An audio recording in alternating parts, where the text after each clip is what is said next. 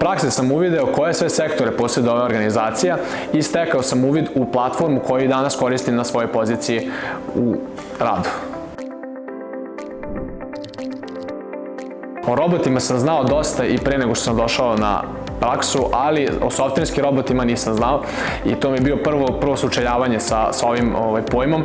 U tom trenutku sam shvatio da je ova pozicija upravo nešto što je veoma blizu mojih kompetencija i u čemu mogu i da uživam u radu.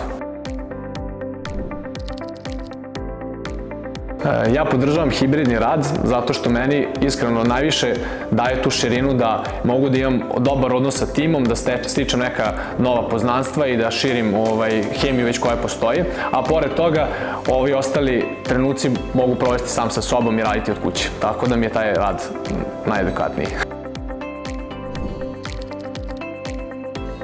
Za 5 godina sebe vidim na nekoj liderskoj poziciji gde ću više biti orijentisan ka prodaji i ka radu sa klijentima, a manje ka razvijanju.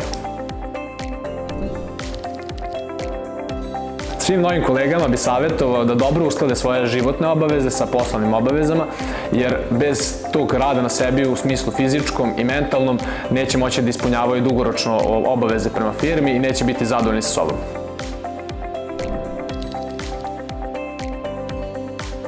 Od malena se bavim sportom, od malena treniram fudbal, a pored toga idem i u teretanu.